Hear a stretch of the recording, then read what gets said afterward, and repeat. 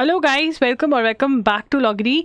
आज हम डिस्कस करेंगे how to prepare for legal studies CUET UG। Right, तो इसके बारे में डिस्कस करने वाले हैं।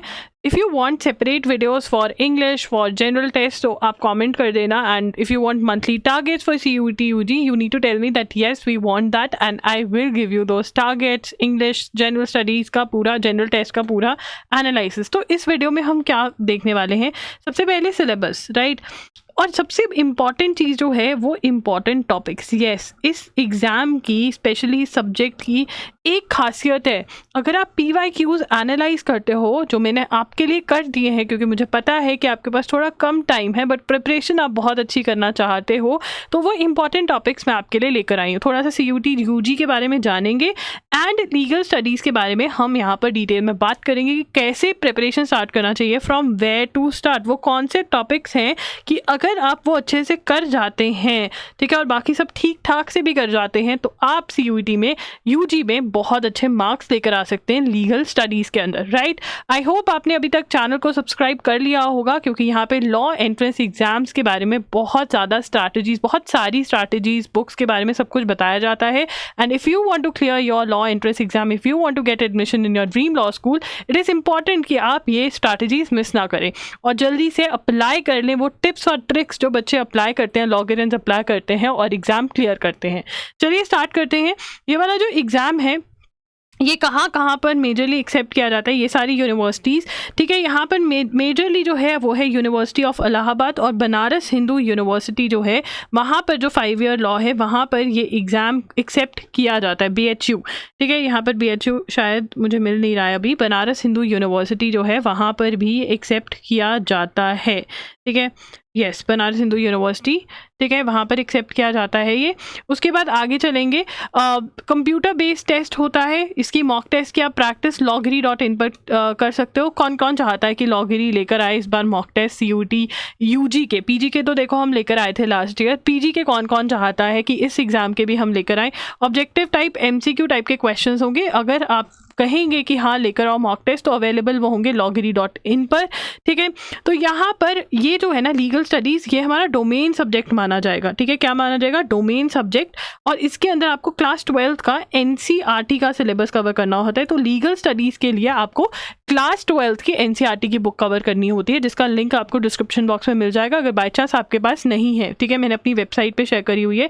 इनका जो रजिस्ट्रेशन होता है वो CUET.smrt.ac.in पर होता है। इस बार की जो डेट्स हैं आपकी वो आ चुकी हैं, आपका पेपर मई के अंदर होगा, राइट। तो डेट्स आ चुकी हैं CUET UG की। अब कहाँ से कैसे पढ़ना है? देखिए ये इंडेक्स है उस बुक का जहाँ से आप पढ़ेंगे, ठीक है। अब मैं आपको देने वाली हूँ कि कौन कौन से इंपॉर्टेंट टॉपिक्स हैं। सबसे पहले आपको कौन कौन से टॉपिक्स कवर करने हैं, तो ये सिलेबस है जो NTA की वेबसाइट, जो आपका CUET UG का एग्जाम कंडक्ट करेंगे उनकी वेबसाइट पे अवेलेबल है ये सिलेबस।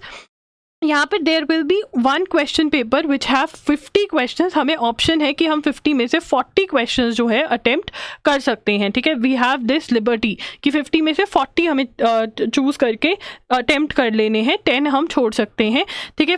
तो यहाँ पर जो है जुडिशरी, देखिए यहाँ पर मैं आपको स्टार्ट करते हैं। प्लीज़ इसके नोट ज़रूर बनाइए, बहुत हेल्प करेंगे ये आपको, ठीक है। सबसे पहला जो टॉपिक आपको कवर करना चाहिए वो है ह्यूमन राइट्स इन इंडिया, या फिर देखिए ह्यूमन राइट्स ऑफ इंडिया के अंदर आप देख रहे हैं constitution, framework and related laws के बारे में बात कर रहा हूँ। ये देख रहे हैं, ये सबसे ज़्यादा इंपॉर्टेंट है। वैसे ये टॉपिक इटसेल्फ बहुत ज़्यादा इंपॉर्टेंट है। मैक्सिमम क्वेश्चंस या तो इस वाले टॉपिक में से पूछे जाते हैं या फिर लीगल प्रोफेशन इन इंडिया यहाँ से पूछे जाते हैं। ये वाले टॉपिक जो है ये बहुत ज़्यादा इंपॉर्टेंट है। ये दोनों टॉपिक्स आप पहले कवर करें, पहले ये कवर करें और फिर सेकेंड पे ये कवर करें, क्योंकि जो इसमें कॉन्स्टिट्यूशन वाला पार्ट है वो बहुत ज़्यादा आ जाता है। फिर आता है आपका इंटरनेशनल कंटेक्स्ट। इससे भी ज़्यादा मैं आपको कहूँगी 3rd नंबर पे मैं प्लेस करूँगी इंट्रोडक्शन टू क्रिमिनल लॉ, ठीक है। ये वाला जो है ये आप 3rd नंबर पे टॉपिक उठा करके ख़त्म करें, ओनली ये वाला टॉपिक करें, ठीक है।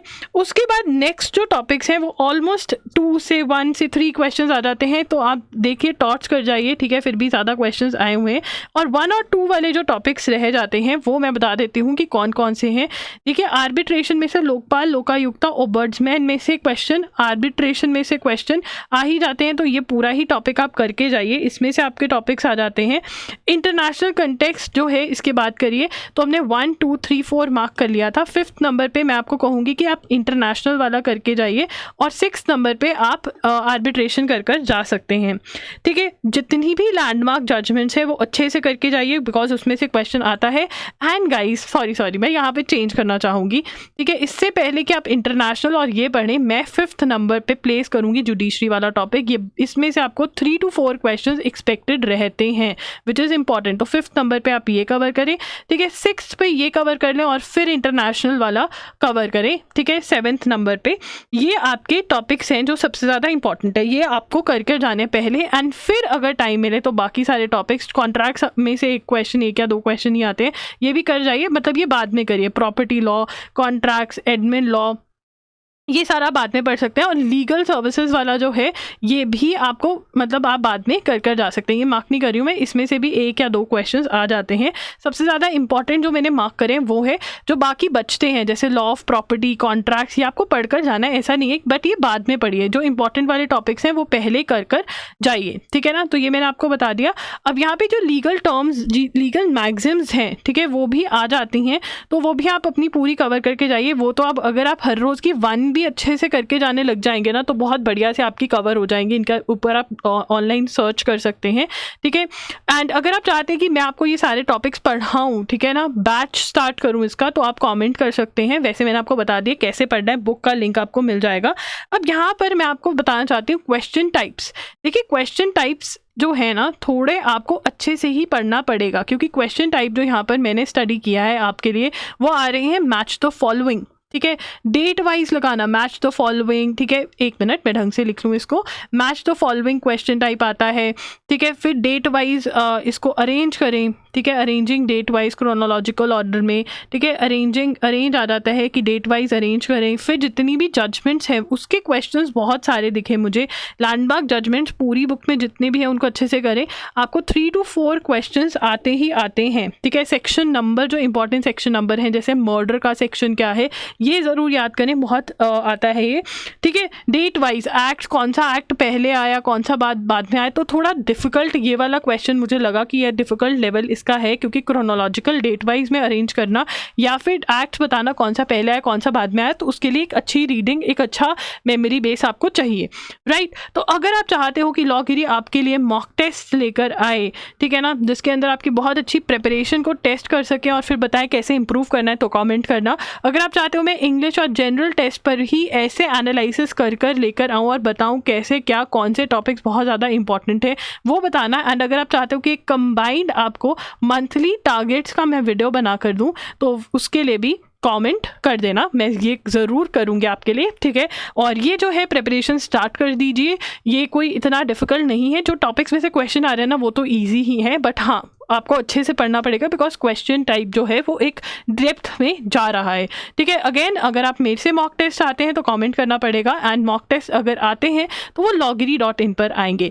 That's it guys, I hope आपको ये वीडियो हेल्प करी होगी। अगर हेल्प करी तो लाइक कर देना, मुझे ज़रूर बताना, बिकॉज उससे मुझे मोटिवेशन मिलती है कि मैं और कॉन्टेंट क्रिएट करूँ आप लोगों के लिए, आपकी हेल्प करने के लिए, ताकि आपके एडमिशन टॉप लॉ स्कूल्स में हो सके। That's it, bye bye, take care, thanks for joining in.